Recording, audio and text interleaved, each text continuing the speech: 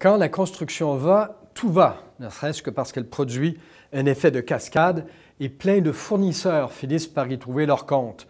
Pour meubler, par exemple, une cuisine et par exemple avec des armoires de cuisine. Nadia Bourgeois est vice-présidente administration chez Fabritech, qui est devenu au fil du temps un des plus importants fabricants québécois d'armoires de cuisine et qui a réussi à percer le marché américain.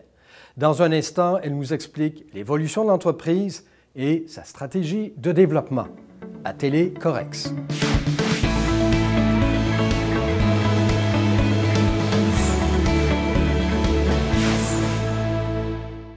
Eh bien, bonjour, Madame Bourgeois. Bonjour. Et bienvenue à Télé Correx. Et dans un premier temps, on va vous demander comment ça a commencé cette histoire de Fabritech, parce qu'on va comprendre au fur et à mesure que ça a pris pas mal d'ampleur au fil du temps. Mais les débuts, ça ressemble à quoi?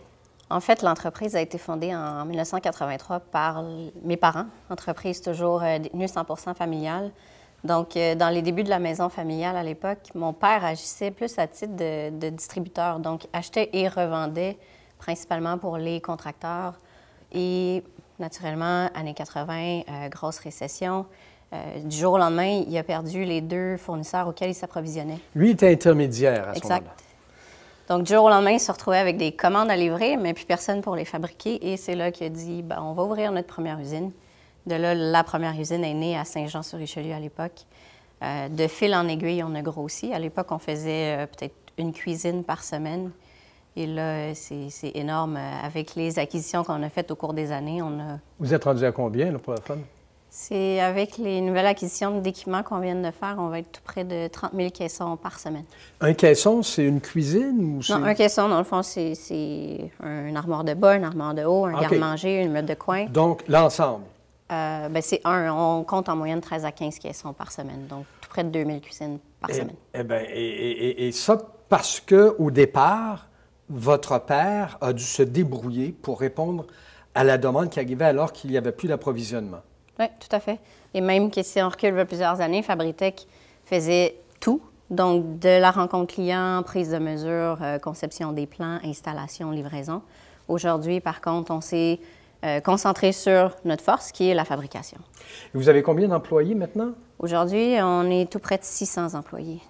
600? 600. Vous avez, et les lieux de fabrication, ça se partage? On a deux usines, donc la plus grosse qui est dans l'ancienne usine de Hyundai à Bromont et un autre plan de production dans le Bas-Saint-Laurent, plus précisément à Montjoly. On est content que l'usine Hyundai reprenne du service parce que longtemps, ça nous a fait de la peine de voir ça inoccupé.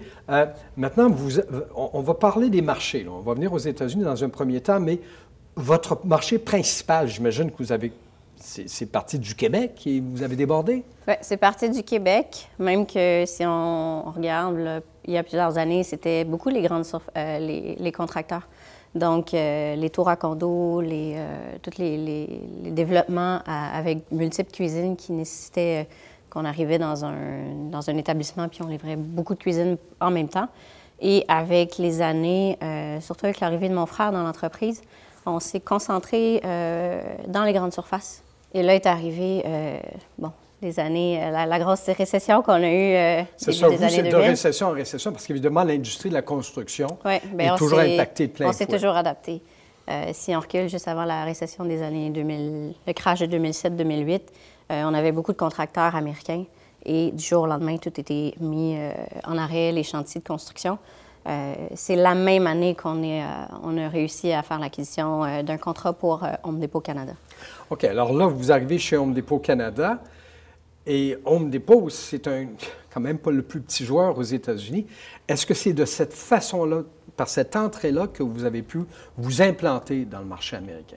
Ça a pris énormément d'années. Ça a pris, je pense, au-dessus de 15 ans là, qu'on a sollicité Home Depot US, oui. Qui est, même si les gens pensent que c'est la même entité, c'est deux équipes complètement différentes, Canada-Américain. Donc, on logeait des appels pour essayer d'avoir des rendez-vous et finalement, on a réussi de fil en aiguille à obtenir un contrat avec eux. Mais que je comprenne, là, à partir du moment où vous avez eu une emprise, une entente avec Home Depot Canada, il a fallu jusqu'à 15 ans pour que vous ayez la contrepartie du côté américain. Oui. Ça a été long. Et je continue là-dessus. Home Depot, à partir de ça, c'est une méchante carte de visite. Est-ce que ça vous a permis d'ouvrir vers d'autres détaillants? Ben oui, avec les années antérieures, en se spécialisant au niveau de la fabrication. Si vous venez à l'usine de Bromont, on est une des usines les plus automatisées dans notre domaine en Amérique du Nord. Ah oui? Ouais, donc, notre force, c'est la fabrication. Par le volume qu'on est capable de générer, mais on a acquis aujourd'hui notre portefeuille de clients qui est essentiellement que des grandes surfaces, pratiquement plus de contracteurs. Et là, c'est important parce que il y a le dollar canadien qui doit aider, forcément, mais il y en a des fabricants d'armoires de cuisine aux États-Unis aussi. Donc, il y a une question de productivité là-dedans. Productivité. Et d'efficacité, d'arriver à une offre à un prix, à un coût avantageux. Mais on s'est toujours battu contre ça. Si on recule il y a plusieurs années, la Chine est en pleine effervescence. Il y a beaucoup de fournisseurs qui sous-contractaient avec la Chine. Nous, c'était contre nos valeurs. On ne voulait pas aller vers ce marché-là. Et on s'est toujours dit, si les Chinois sont capables d'arriver à un certain prix, nous aussi, on va y arriver. C'est sûr qu'il a fallu se casser la tête plus difficile avec le coût de la matière première, mais le coût de la main-d'œuvre principalement. Ben, donc, on a revu nos façons de faire, mais aussi on s'est assis avec nos fournisseurs qui sont nos partenaires dans cette histoire-là pour revoir les procédés puis voir avec eux comment on pouvait y arriver à prix meilleur dans cette évolution-là. Et là, si on avait quantifié le marché américain par rapport au reste, l'importance que ça prend, vous l'évalueriez à combien à peu près? 10 fois plus grand. Ah oui, Ah ouais. à ce point-là. Oui, c'est 10 fois plus. Dans notre secteur, c'est 10 fois plus grand que le Canada.